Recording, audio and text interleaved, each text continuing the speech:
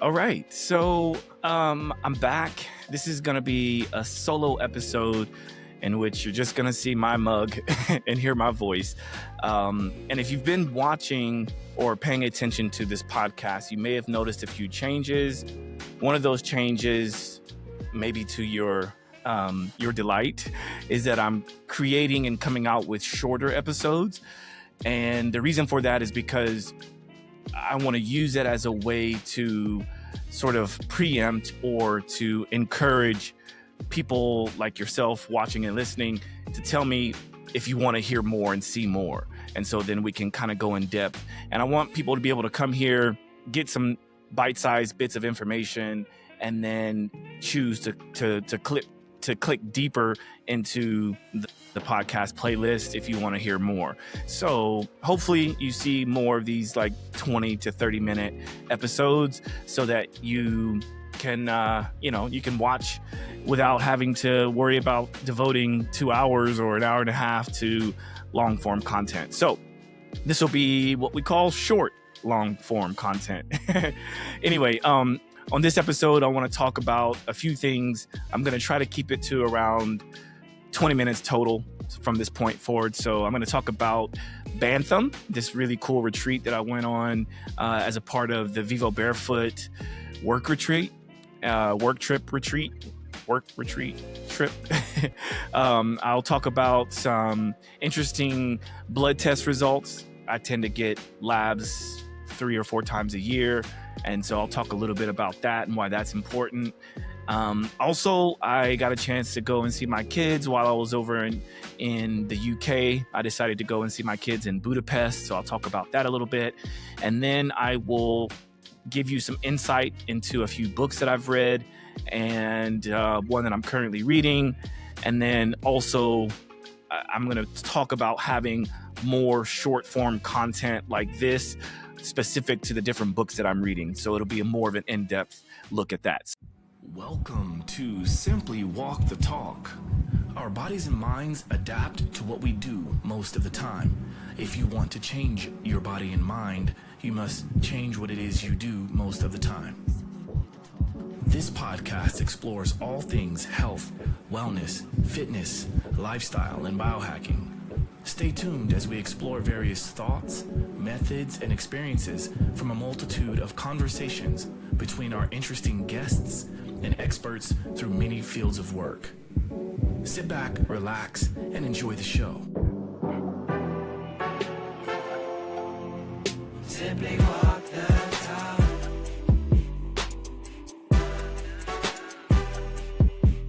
Simply walk the talk.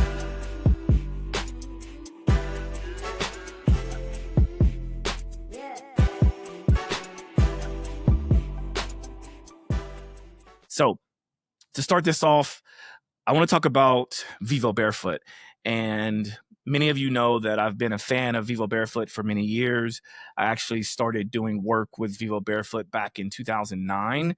And up until that point, up until I guess a year and a half, almost 2 years ago, I had mostly been a coach doing education for Vivo Barefoot on their behalf, but also being sort of the face of certain projects. Like if they had magazine articles or different commercial pieces, campaigns that they wanted to run, if it made sense for me to be a part of it, especially being here in the US, then that was something that I was doing. And it was kind of on like a retainer basis. Throughout the year, I'd be asked to do certain pieces of content or take a magazine editor through some workouts, some barefoot movement, and all of the things I love to do. But then when I started to actually work for the brand, so now I'm working internally for the brand on a part-time basis, and I've recently been promoted to a new role within the brand. And so now I am known as the US lead for education and coaching, which is pretty awesome. It's very similar to my good friend Ben Levacon's. His role is the global lead for coaching and education with Vivo Barefoot, and he and I have worked closely together since about 2009, 2010. So it's really cool to kind of be listed amongst the ranks of people like him. And hopefully you'll start seeing a little bit more of that throughout the year and the years to come. You'll start to see more workshops that I'll be hosting, and hopefully some retreats and opportunities in which, if you're curious about understanding and learning the things that we talk about at Vivo Barefoot, because it is a brand that is heavily focused and centered around community and education. And so being able to blend that in with everything that they do at the brand, I got an opportunity to see what it's really like behind the scenes. And so that leads me into this conversation around Bantham. So Bantham is this small sort of coastal town near Devon. So it's about 2.5 hours outside of London. And it's really, really awesome. I've heard about it for years, being that I've been a part of the brand for a while, but it was just not the ideal opportunity in the times before when I was invited to go. So this year I got a chance to go, and now I see what everyone's talking about. If you notice some of my content that I posted from Bantham, which was on my Instagram, I think I had some stories up, and I may have even created a reel for it. But it's really cool because it's camping and glamping, but it's not full on glamping. You know what I mean? Like, even though the tents look really nice and amazing, it was, we were out there roughing it. It was hot. It was some of the most amazing weather I've ever experienced in the UK. And being there at Bantham, you've got this saltwater river that has a beach connected to it, and it's amazing. So like, I spent the whole time I was there, I would say 90% of the time I was completely barefoot, getting in that grounding aspect.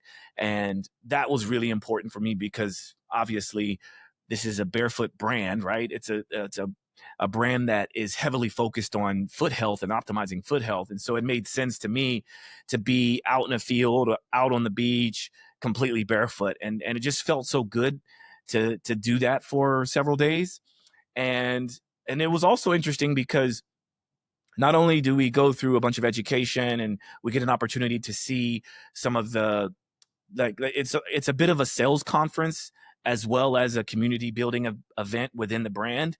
And the sales conference part of it is really cool because I get a chance to see what the brand's mission statement is all about, making sure that they're building the community within the brand, but also building community outside of the brand, and having those two intersect is really awesome. Got a chance to meet some really cool ambassadors from the UK, because without going to an event like Bantham, I probably wouldn't have a chance to like actually connect and build a relationship with these awesome people if I hadn't gone to that. So I think that's really cool. And I know that it's a huge undertaking for the brand Vivo Barefoot to take on, but they're willing to do that each year. And they do it like at least two big ones each year. There's like I think it's the winter solstice and the summer equinox. And so the one we just did was the summer equinox. And then there's another one that I went to last year, which is the winter solstice. And that is in Barleywood, which is another really awesome area, right? It's like there's a regenerative farm connected to it. All the food is from the land. It's really cool to see what the brand is all about. So that's Bantham. One of the things that I do find interesting, which will lead me into the blood test results part of this conversation, is that while I was there, obviously, as I'm getting older, I noticed that my recovery from traveling is getting longer. It's much harder for me to recover the way I used to. Like, I used to pride myself in saying that I don't deal with jet lag, and I can kind of travel, I can sleep on the plane in any area of the plane, and I can land and go straight to work. Well, that's not quite the case these days. So I have to be a little bit more mindful of my recovery. And when I got to Bantham this year, because we didn't have fancy refrigerators and we didn't have all the things that I'm used to having, I kind of took it upon myself to just, I guess, subconsciously not take all of my supplements. And I just figured, okay, maybe this is a good break from the supplements. Do I really need them? Am I going to be fine? Well, we had a brutal what was it, a 5K run, trail run. Like, I think it was the first morning that we woke up early, hit this run. It was everything I asked for. I can tell you that. I mean, there was a lot of hills, a lot of elevation, and it was cool to connect with a few of the people that I haven't had a chance to connect with, and to go out and sweat together and enjoy the time together. It was amazing. But I must say that I definitely felt it. And because I wasn't as hydrated as I normally am, and I didn't have access to my protein shakes and my bars and all that stuff that I would normally have access to, I was feeling it. And so I thought, okay, I'm going to take it easy and do some of the other events and activations they had planned. So we'll go into those activations, and I started noticing that I'm cramping, like getting muscle cramps. And I thought to myself, this is strange because I haven't really been dealing with cramps in a while. And here I am, I'm cramping up. But I disregard. I try to rest as much as I can. I did some dynamic yoga, which was really cool. It was a different spin on traditional yoga. That was fun. It was under a tent. The heat was blazing. The sun was burning me up. But again, it was all great. It was good. I thought just being grounded would be enough to succumb or to ward off any issues like cramping and things like that. But then I think it was the last major event that was happening.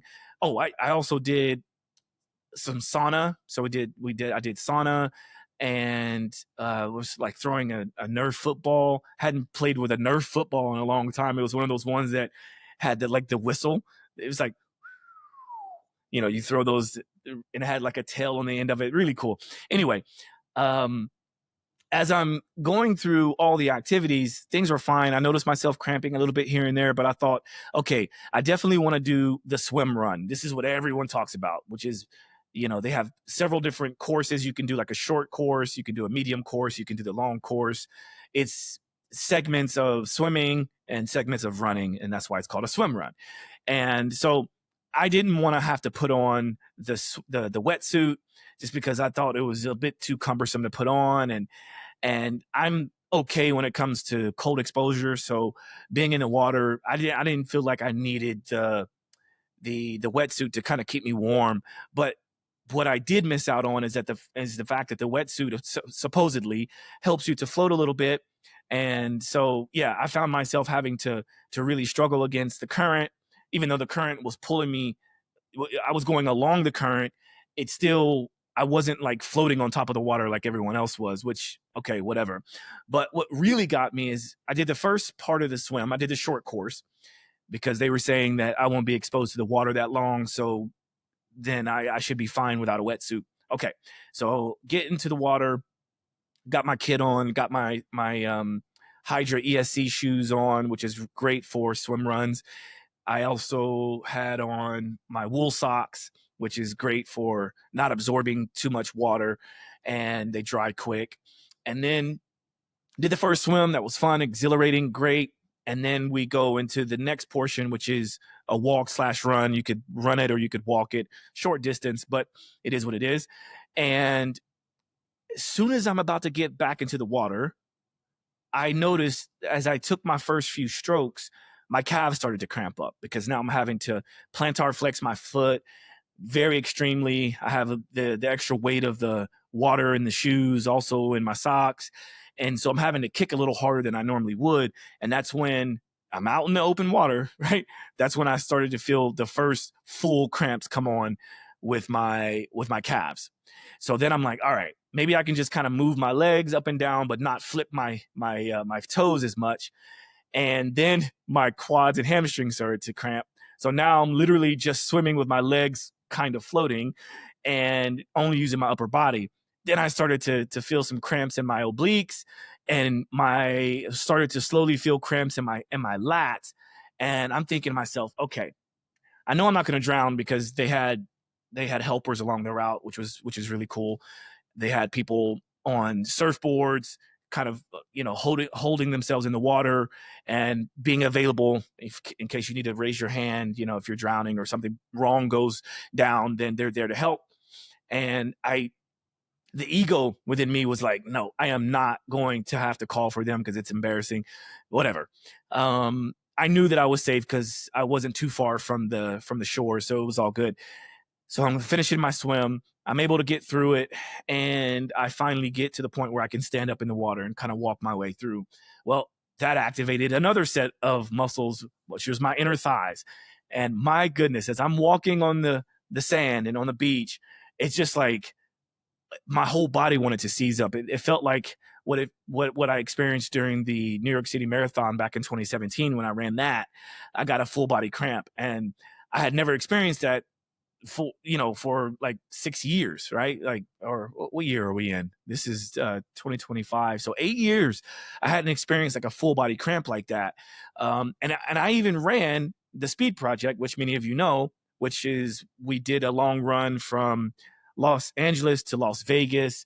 We did it in a relay style, and I didn't cramp one time doing that. So I knew that my body had the capacity to go through all of that.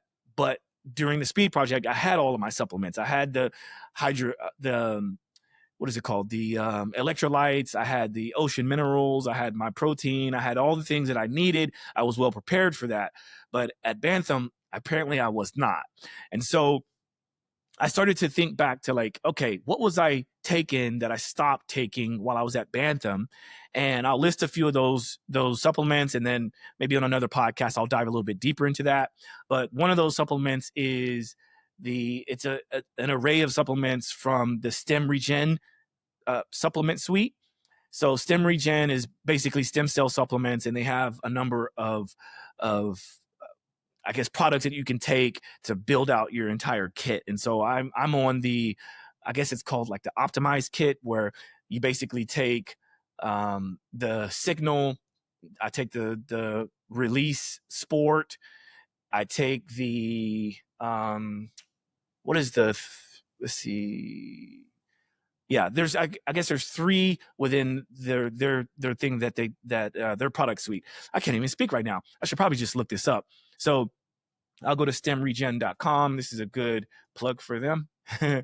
If you are interested, I do have a discount code for STEMREGEN if you're curious on what it is, but it's basically just STEMREGEN.com. And like I said, it's really good in helping to give the body the most amount of stem cells that you can get. And as we get older, we lose the amount of stem cells we have in our body. And I hope to post an interview I did with Christian Drapeau, who's the founder of STEMREGEN. And anyway, I have this pulled up. In fact, maybe I'll share the screen just so people can see this really quick. I know I'm running long in time, but I think this is important. So here we go. So at STEMREGEN.co, I'm in the products collection. And so this first one here is release. So they have release or release sport. There's just like one small difference between the two. The release sport is WADA approved. And so, it's NSF, which is basically says it's safe for testing, for blood testing and blood doping. And so this one doesn't have any of the IgG factors of the colostrum. I take colostrum a lot. And so this has pterostilbene in it instead of the colostrum. So the regular release has colostrum, whereas the release sport does not have the colostrum. It has pterostilbene instead.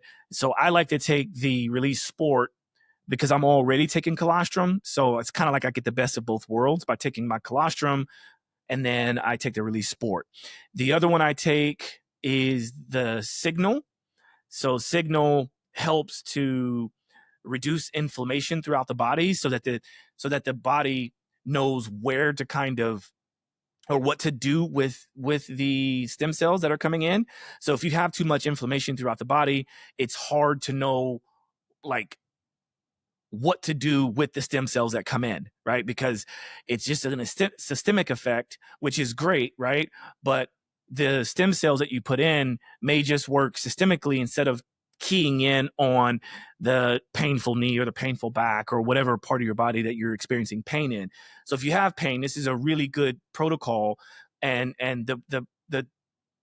procedure that I do is called the I guess it would be the accelerated repair protocol, and or I guess you could call it, yeah, it's the accelerated repair protocol or the daily maintenance protocol.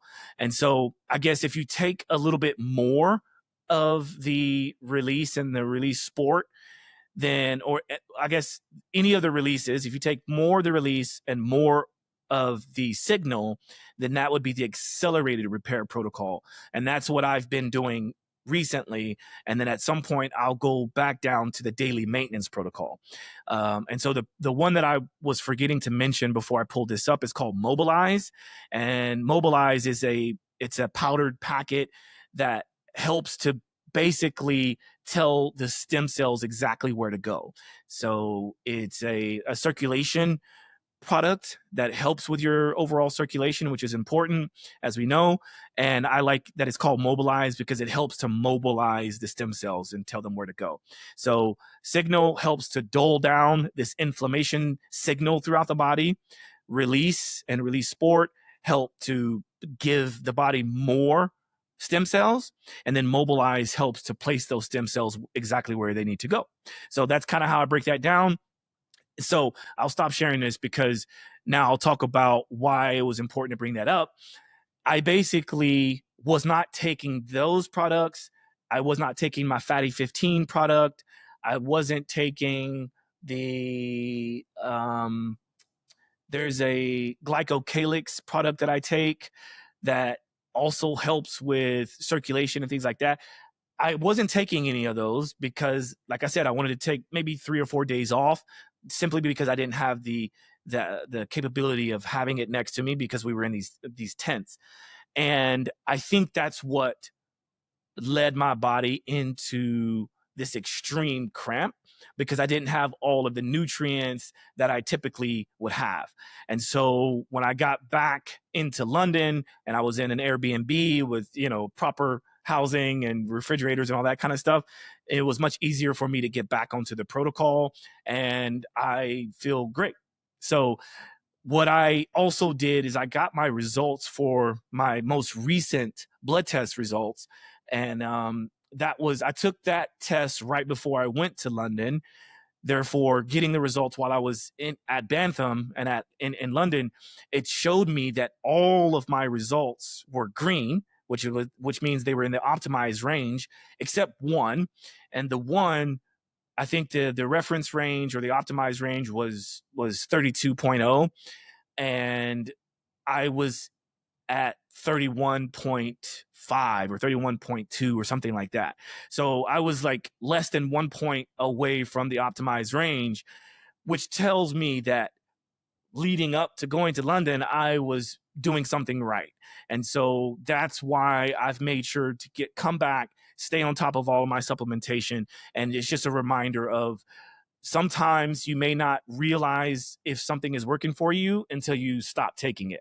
And for me, the price I had to pay for that was extreme cramping.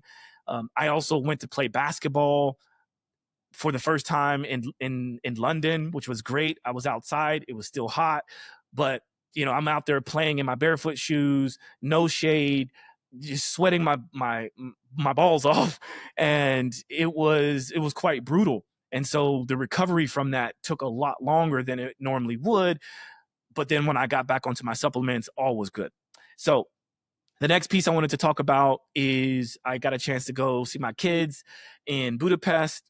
Some of you don't know this, some of you do, but I do have 2 small kids. My son, his name is Zane, and both of my kids live with their mother in Budapest. My son was actually born in Germany. My daughter was born in Budapest. They still live in Budapest.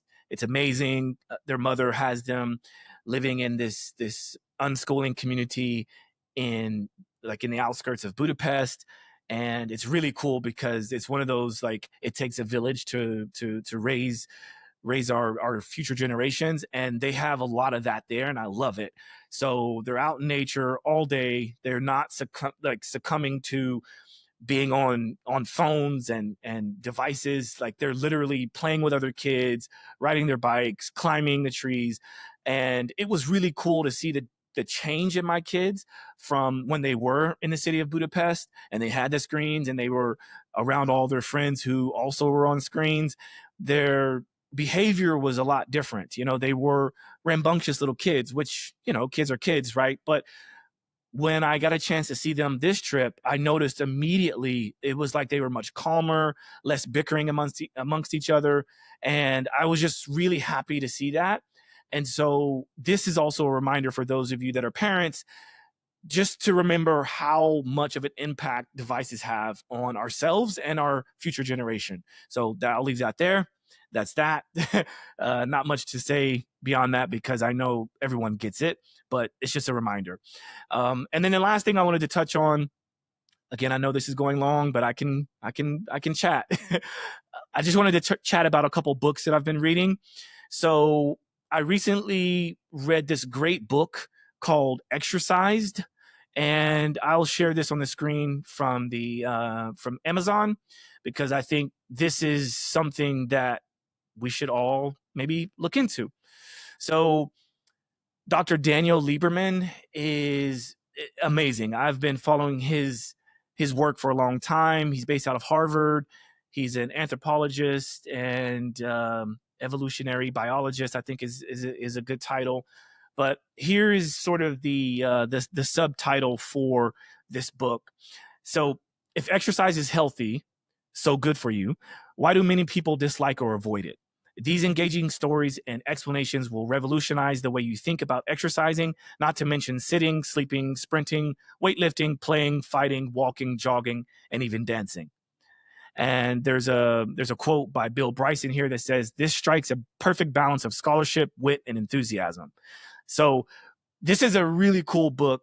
And I'm reading down here, as you can see, that Daniel Lieberman is a professor of human evolutionary biology at Harvard University and is a pioneering researcher on the evolution of human physical activity. Tells the story of how we never evolved to exercise, to do voluntary physical activity for the sake of health.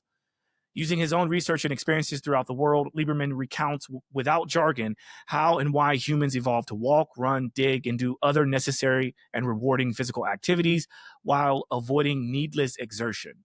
So that's one. Another one is, let's go to this other tab. The Dark Horse is another book that I just recently read. So that's the book here, Achieving Success Through the Pursuit of Fulfillment. So this one was really cool because there's a lot of stories in which the author, and his name is Todd Rose, and Ogi Ogus, I'm sure I'm butchering that second title, the second name, but the authors, they talk a lot about what it means to be a dark horse and how the people who search for meaning throughout life and throughout their careers, amongst everything else, all the other noise of what we should do and what society thinks we should do and how we should live. I think this is a really cool insight into true pursuit of happiness or fulfillment.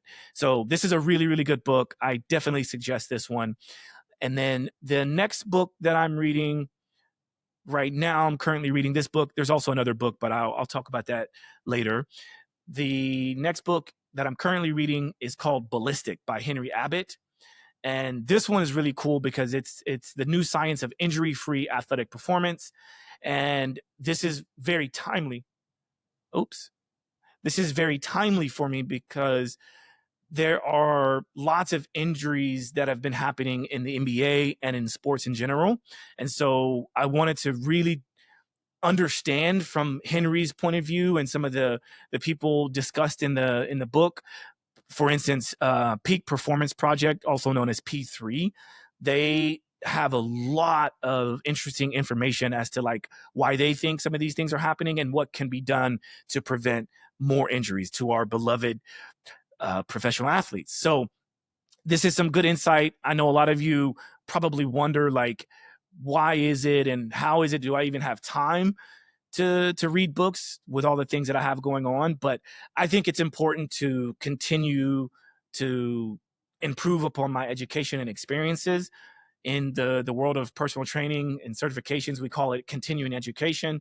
I think it's important, but I try to do it not in the traditional sense. I do it by being out in the field, actually working with people, but also listening to podcasts, reading books, and scouring the internet for as much information as I can find.